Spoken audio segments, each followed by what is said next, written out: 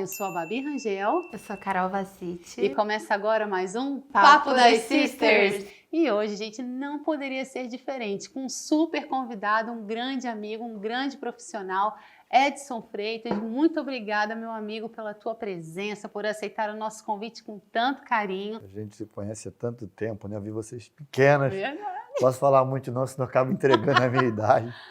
Mas eu que estou feliz desse projeto de vocês, um projeto bonito, um projeto que vai ajudar a tanta gente, né? Ouvindo histórias, enfim. É legal, bacana, gostei. E a gente está muito feliz porque, olha, Edson Freitas não é qualquer um. Vocês sabem, vocês conhecem, nos anos 90, o nome do Edson explodiu, ganhou um grande destaque no programa da Xuxa com o quadro Transformação. Já esteve ao lado de Rodrigo Faro, Márcia Goldsmith, Claudete Troiano. Ele está no programa da Claudete Troiano com um quadro muito especial. Ele vai contar um pouquinho pra gente. Olha, realmente uma pessoa incrível. Sempre sorridente, carismático, sempre no meio dos famosos, muito amigo da nossa família, né? Pra gente, então, é uma delícia estar aqui com ele. A gente vai tentar até ser breve, né? Porque tem muito assunto. Edson Freitas é mais que um cabeleireiro, ele é um visagista, né? Como é trabalhar com a autoestima das mulheres? Isso é uma recompensa. A recompensa é quando a pessoa gosta do trabalho.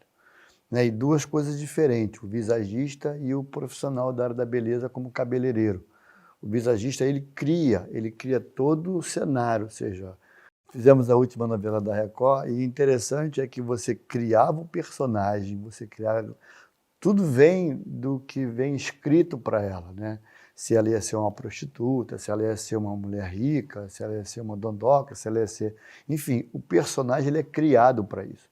Então você tem uma continuidade. Dentro do salão, não. Dentro do salão você não tem esse tempo todo para fazer isso. Né? Às vezes a pessoa vem só cortar, então ela não vem cortar nem colorir. E nem sempre todo mundo que tem aquela cor é a cor que combina com ela. Mas a gente às vezes tem que se inibir e não falar. Né? A não ser que a cliente pergunte, senão você acaba entrando numa forma de intimidade da cliente que ela não gosta, entendeu? Então, no meu caso, da pergunta como é que é ser, é muito bom para mim. Eu me sinto lisonjeado e eu me sinto agradecido por Deus de ter me dado essa profissão e esse dom. Que não deve ser fácil, né? Que além de super pai, ele é empresário, hair stylist, tá aí no Instagram, tem as mídias sociais, né? Dando dica em programa, em tudo. Ele é multifunção. O nome do Edson, gente, o nome dele brilhou e virou uma marca, né? Dono de uma rede de salões, é conhecido no Brasil e no mundo. E como a gente disse, realmente é uma honra para a gente ter um grande amigo como ele, que por trás desse profissional que a gente está falando aqui para vocês, existe um cara, gente, vida real.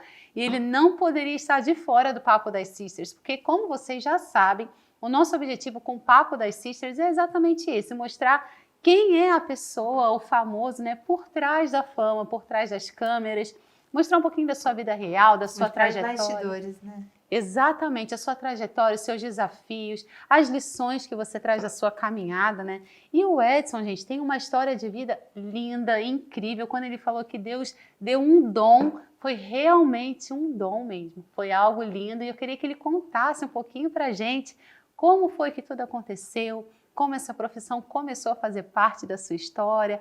Conta um pouquinho pra gente. Então, eu nunca imaginei, né? Pelo menos na minha infância, de ser um cabeleireiro.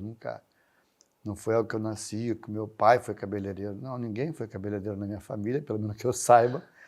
E o processo que eu tive no decorrer do tempo, né, foi uma vida muito sofrida dentro de uma comunidade do Rio de Janeiro.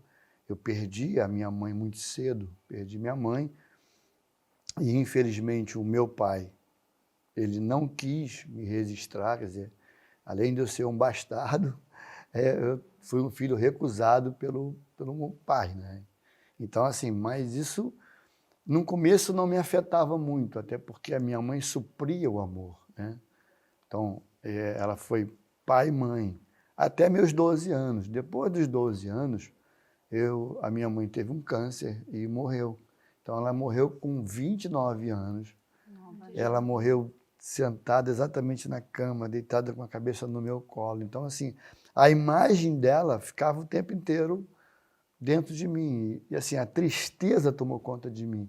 Mas o tempo foi passando, fui ser cobrador de ônibus, né? Com 14 anos eu trabalhava no transporte oriental. Com 16 anos já era marrequinho da Casa Sendas. Então todo esse processo, assim, eu não sabia o que eu ia fazer. Eu, na verdade, eu estava querendo sair da comunidade, eu queria sair dali, eu queria ter uma vida melhor. E eu não desistia tão fácil. E aí foi quando eu me inscrevi na Marinha. Quando eu me inscrevi na Marinha, eu me inscrevi para ser marinheiro, e eu acreditava que se eu fosse marinheiro eu poderia sair dali da comunidade, porque eu via que todo mundo que era militar conseguia sair. Então eu falei, bom, eu sou um desses que vai também sair. E aí eu fui, fiz teste, passei no teste, passei na prova. Aí quando foi fazer o teste corporal, eu tinha a minha altura, ela não coincidia com o meu peso. Então eles falaram, olha, você não vai poder servir. Aquilo para mim veio como uma chuva assim, de, sabe, assim, tem hora que a gente tá achando que o melhor é aquilo que a gente escolhe. É verdade. Mas não é o que a gente escolhe. Tem coisas muito melhores, reservadas, eu digo assim, muito mais reservada para a gente, e a gente não sabe. Né? A gente quer aquilo que está ali na hora, a gente mete um desejo no coração, e você começa a querer aquilo que está como desejo. Eu queria ser militar de qualquer jeito. Quando eu fiquei reprovado, eu vim para casa, me lembro que o reflexo do ônibus, ele fazia a minha imagem. E aquele reflexo eu chorava muito. Mal sabia eu que estava só começando meu sonho. E aí, quando eu cheguei em casa, a minha avó estava varrendo o quintal. E a minha avó foi uma pessoa assim, muito sábia, me criou com muito amor, muito carinho. Né? Ficou comigo até os 97 anos dela. Aliás, ela morreu como a minha mãe. Ela morreu sentada, com a cabecinha no meu colo, e ali ela foi embora. E aí, quando eu fui chegando no quintal, ela estava varrendo aquele quintal, e eu passei muito triste. Eu falei, bom, eu estou passando por ela, e aí ela falou assim, olha, eu não sei o que aconteceu. Saiba que o que Deus tem para você é melhor. Eu falei, Deus? Como assim, Deus, né? vó? Como assim? Que Deus é esse, vó? Eu fui muito triste, eu subi, fiquei em cima de uma laje lá, e aí ela começou a cantar um louvor lá embaixo. Minha avó era de cantar louvor, né? Aqueles louvores antigos. E ali eu sentado, ouvindo aquele louvor, olhando para o céu, falando, eu não quero ficar mais não, queria que você me levasse também. Eu já não aguentava. A vontade de viver. Na verdade, eu não aguentava mais. Foi um momento assim, juro. É muita emoção, é muita Desculpa, emoção. gente, vai melhorar. É porque passa um filme na história, né? Da nossa história. E quando eu desci daquela laje, eu encontrei com um rapaz, o nome do rapaz chamado Josué. Olha só. E a hora que eu olho para o Josué, eu olho o cabelo dele e falei, cara, que cabelo bonito. Quem cortou teu cabelo? Como é que foi? Ele falou, cortei com fulano. Eu falei, bom, eu vou até lá e vou tentar cortar também. Mas eu não tinha dinheiro. Eu falei, bom, eu vou dar as duas umas, ou eu fico varrendo lá o salão para ele, ou eu corto o cabelo dele. Ou ele corta meu cabelo e eu saio correndo. Eu basicamente sentei na cadeira, falei com ele, você conhece o Josué? Ele falou assim, conheço. Eu falei, se meu cabelo dá para fazer igual ao dele? Ele falou, dá. Eu falei, você pode fazer? Pode. Eu, como criança, eu nunca me achava assim um garoto bonito, né? Aliás, eu nunca me achei bonito, eu me acho charmoso, diferente. Mas eu não me acho um homem bonito. Mas naquele dia eu me achei bonito. Eu olhei para mim e falei, nossa, como você ficou bonito. Falei para ele, cara, será que eu consigo aprender a fazer isso que você está fazendo? Ele falou, olha, Edson, tudo na vida é determinação. Eu falei, eu estou determinado, tanto é que eu não tenho dinheiro nem para te pagar. Aí ele falou, mas como assim? Como assim, meu? Eu falei, eu não tenho dinheiro para te pagar, mas eu vou varrer para você aqui, vou ficar aqui o dia inteiro trabalhando para você, trabalho todos os dias aqui, e você me ensina. Aí eu fiquei a primeira semana, a segunda semana, a terceira semana ele falou, olha, eu arrumei uma vaga para você no Senac do Rio de Janeiro, na Marechal Floriano. Eu falei, pô, beleza, ótimo para mim. E arrumei um trabalho à tarde para você. Então você fica à tarde eu era guardião de piscina à tarde e Olha estudava de manhã só. cedo. Eu era dali de Campo Grande, de um prédio chamado, se alguém estiver assistindo lá, que legal, que lembra, né?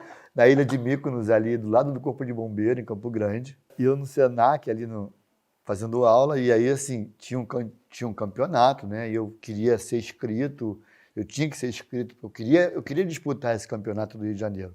Era o campeonato interestadual do Rio de Janeiro, com os cabeleireiros. Na época era no Hotel Nacional. O Hotel Nacional ainda existia ali em São Conrado. E aí, eu cheguei para minha professora e falei, olha, eu queria disputar esse campeonato. Ela falou, disputar esse campeonato? Tu tem 3 meses de Senai que tu faz para disputar o campeonato? Eu falei, não, eu vou disputar e vou ganhar. E aí, assim, eu estava vendo, na época, a Xuxa fazendo um programa na TV Manchete. E eu cheguei em casa, só sei que eu falei para minha irmã assim, olha, um dia eu vou fazer o cabelo dessa mulher. Meu Deus. Falei para ela, um dia eu vou fazer o cabelo dela. Eu no Senac comecei a correr atrás, comecei a batalhar nesses 3 meses para tentar para fazer esse campeonato, né? E aí não podia, porque eu tinha que ter, parece que era 2 anos de profissional, de carteira assinada, e eu tinha que representar um salão. Eu falei, não, eu vou. Aí eu insisti tanto com a minha professora, mas a insistência foi grande.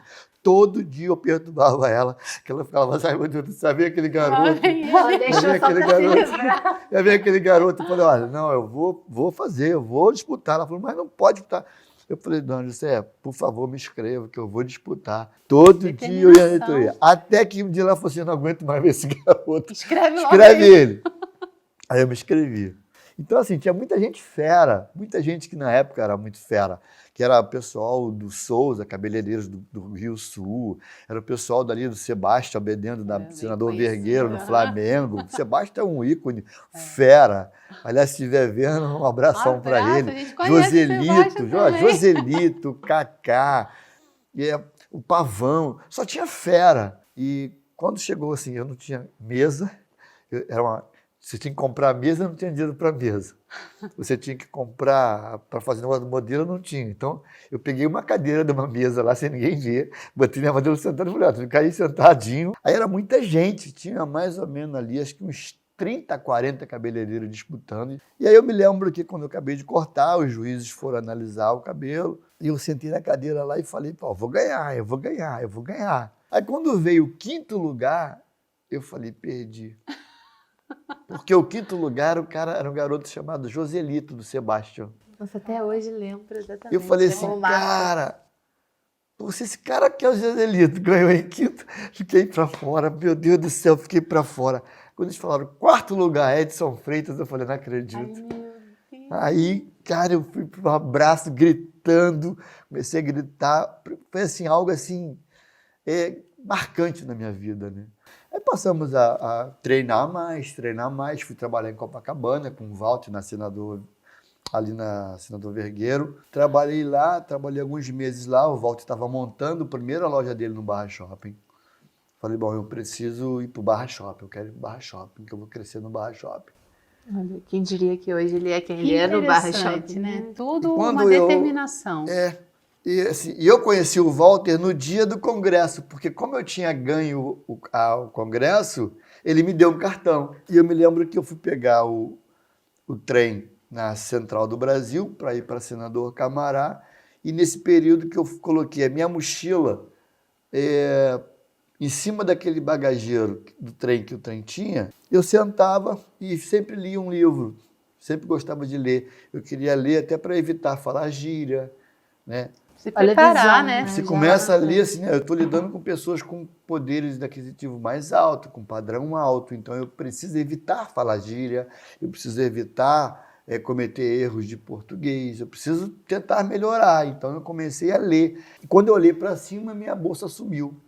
Eu falei, cara, me roubaram, cara.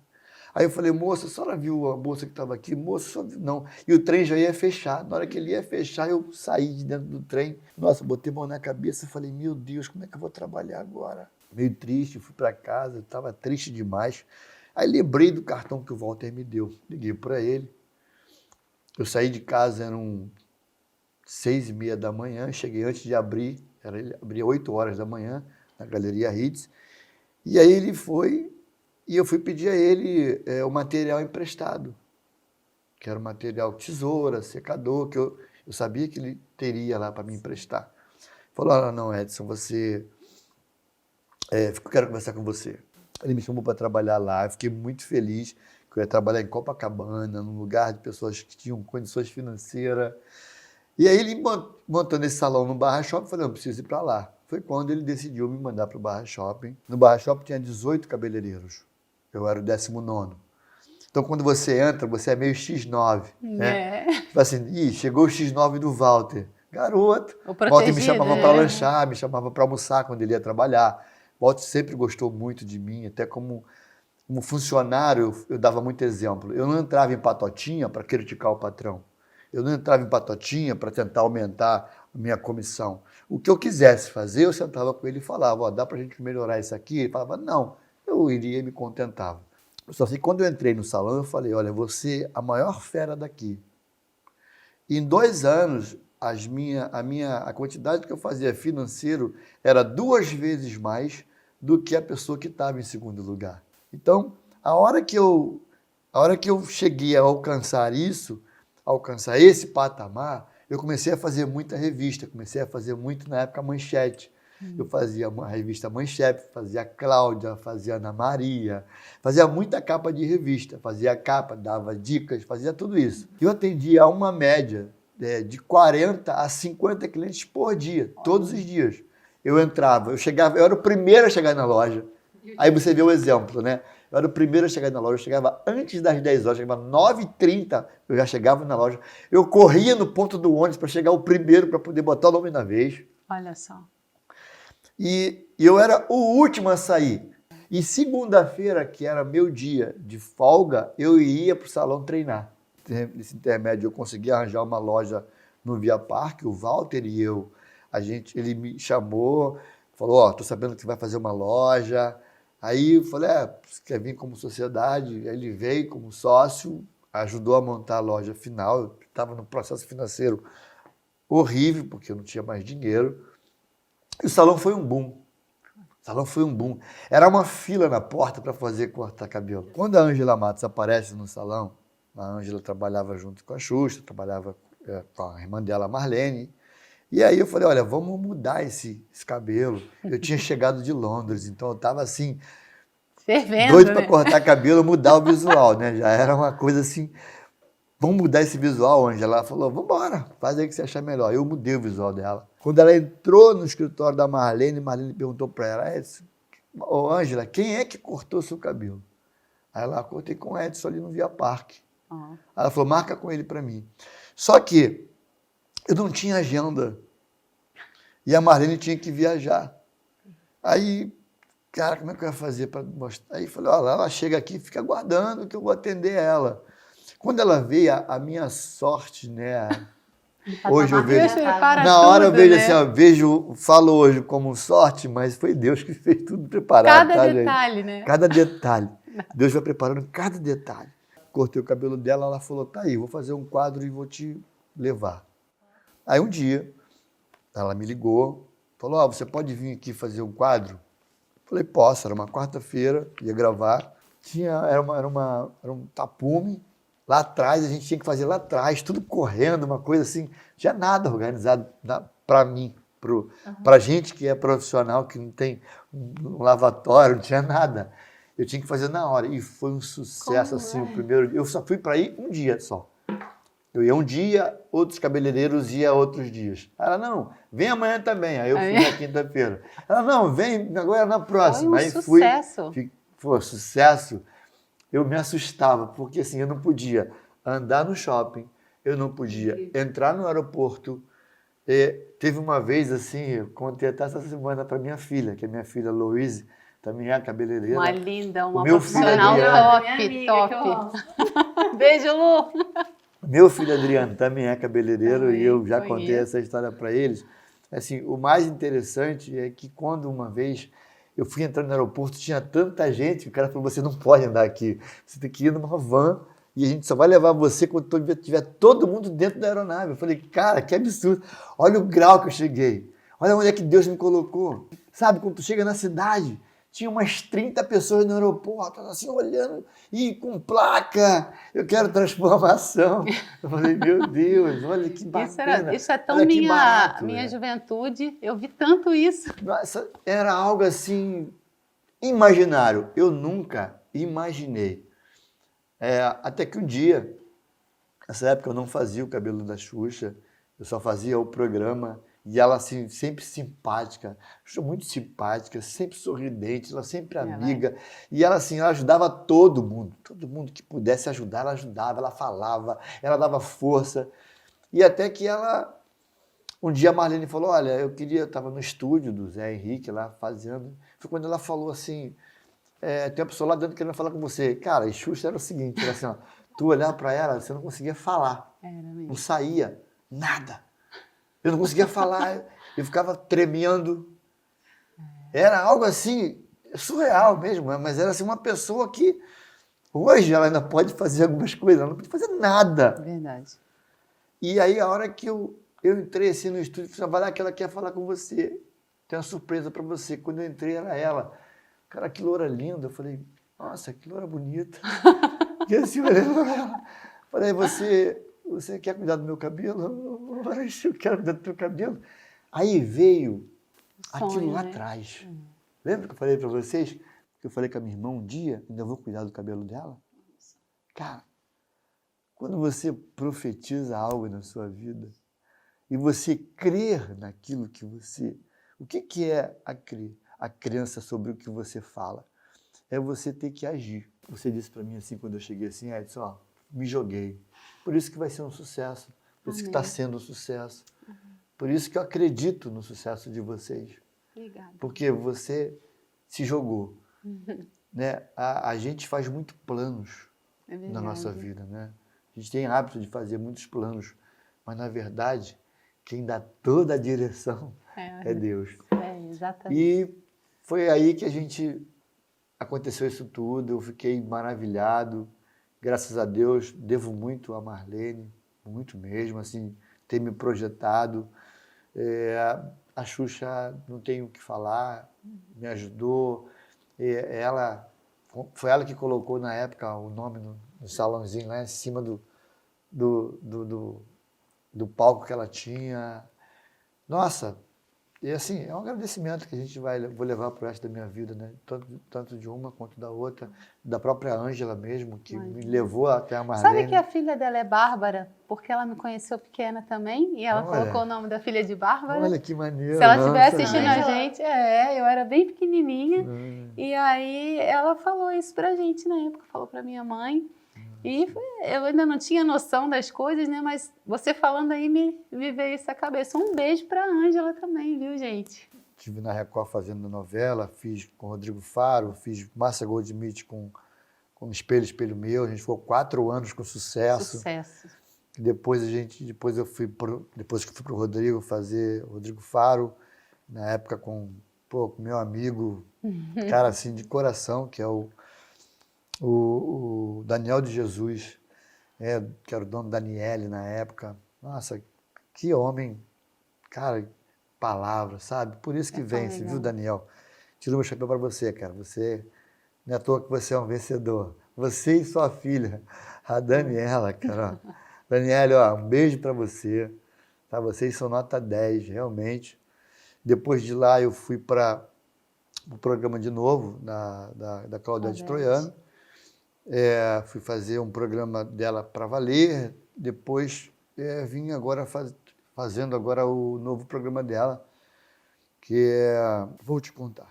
E tem uma emissora agora que viu o quadro, gostou muito do quadro. Esse quadro foi eu que basicamente desenvolvi ele, né? Que é um quadro sobre superação, um quadro que você não faz só a transformação. Esse quadro novo, ele é bem bacana porque ele vai contar a história da pessoa. Por que ela precisa dessa transformação? E aí a gente começa a trabalhar o cabelo e a pessoa, graças a Deus, tem saído muito satisfeita. Isso é muito importante. Pessoas com 1 semana, 2 semanas depois, pegar o telefone e ligar para você e falar o seguinte, cara, eu mudei. Então isso é bem bacana, entendeu? Como foi dito aqui pelo próprio Edson, a gente prepara, a gente faz planos E Deus conduz da maneira dele e dá muito mais certo. E olha, é surpreendente. A gente tinha uma pauta com algumas perguntas, só que o que o Edson trouxe para a gente foi muito mais rico, foi muito mais construtivo. E é lindo ver como tudo começa num sonho. Tudo começa num sonho, numa determinação, numa escolha, numa atitude de fé, numa atitude de coragem. E eu fiquei pensando que, sabe onde tudo começou? Na oração da tua avó. Verdade. Tudo começou quando você não tinha nem noção de quem era Deus. Verdade. Quando você falou, mas que Deus? Cadê Deus na minha vida? E quantas pessoas que estão nos assistindo, de repente estão aí se perguntando, cadê Deus na minha vida? Porque estão vivendo por aquilo que elas veem e não por aquilo que elas creem. Pode ser que você esteja passando pelo que o Edson passou lá atrás, no início da trajetória dele. Mas o segredo da caminhada de sucesso está na fé. Está em agir e dar passos com base naquilo que a gente ainda não viu. Com fé, coragem, determinação, baseados naquilo que Deus tem para a nossa vida, nos nossos sonhos. Tudo começa num sonho. O menor da casa brilhou. O menor da casa pôde ajudar toda a sua família. O menor da casa, o mais improvável, foi aquele que Deus levantou para mudar a história e histórias. Então, se você está nos assistindo e por acaso se identificou com a história do Edson, eu quero te dizer que o mesmo Deus que fez na vida dele pode fazer na sua. Ele pode não, ele vai fazer. Basta você dar passos, você dar o teu melhor. A Bíblia diz que Deus honra quem honra. Ele honrou cada oportunidade, cada porta que se abriu. E Deus honrou. Deus honrou o trabalho dele, o trabalho de excelência, a dedicação. E Deus é o mesmo Deus. Creia nisso. Você está assistindo essa entrevista, não é por coincidência. A gente brinca, a gente diz que é por Jesuscidência. Talvez você nem conheça ainda o nosso conteúdo. Aqui do Tudo com Babi, o papo das sisters, o papo de fé, o papo de mãe, o papo de cozinha. Mas eu quero te dizer que você está no lugar certo, na hora certa. E há algo lindo para a sua vida. O fim não é o final. Há uma promessa em andamento sobre a tua vida, sobre as nossas vidas. Um beijo, fiquem com Deus. Até a próxima com mais Papo das Sisters. Até a próxima com mais dicas e de tendências, de cortes de cabelo e muito mais que a gente vai gravar para vocês. Mas por hoje eu creio que a mensagem é essa. Um beijo e até a próxima com mais Papo das Sisters.